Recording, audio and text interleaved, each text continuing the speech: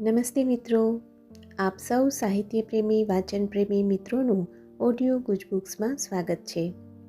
અત્યારે આપણે વાંચી રહ્યા છીએ વર્ષના પ્રત્યેક દિવસ માટે એક એમ 365 સુંદર સંદેશાઓ સાથેનું આ અદ્ભુત પુસ્તક ઉઘડતા દ્વાર અંતરના.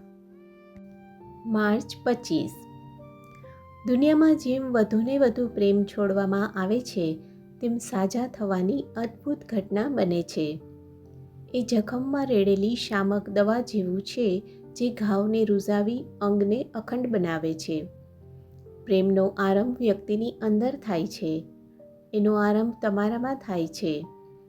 બીજની જેમ એ વિકસે છે અને મહાન સૌંદર્ય અને અખિલાઈમાં એ પ્રસ્ફુટિત થાય છે. અત્યારે જે બની રહ્યું છે તે આ છે.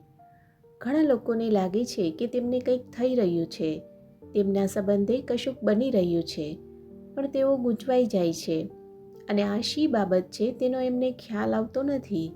તેઓ બહાર શોધ કરે છે, આશા રાખે છે કે કોઈક એવી નિશાની મળી આવશે જે આ શું થઈ રહ્યું છે તે તેમને દર્શાવશે. બીજા કેટલાક લોકો કંઈક સ્પંદન કે હલચલ અનુભવે છે પણ એ વિશે ભય પામે છે, કારણ કે એ નવું છે, વિચિત્ર અને અજાણ્યું છે. તેઓ એને બારણાની બહાર રાખવા મથે છે, પણ પ્રેમના આ મોકળા થઈ રહેલા પ્રવાહને કશું જ અટકાવી શકશે નહીં. એ બાટલીમાંના જીન જેવું છે. એકવાર એ જીનને બહાર કાઢ્યો કે પછી એને પાછો પૂરી નહીં શકાય. એને છૂપો નહીં રાખી શકાય કે એની અવગણના નહીં કરી શકાય. ધીરે ધીરે એ દરેકે દરેકમાં પોતાને પ્રગટ કરશે. એ હંમેશ માટે જ હવે રહેશે. આપનો આજનો દિવસ શુભ રહે.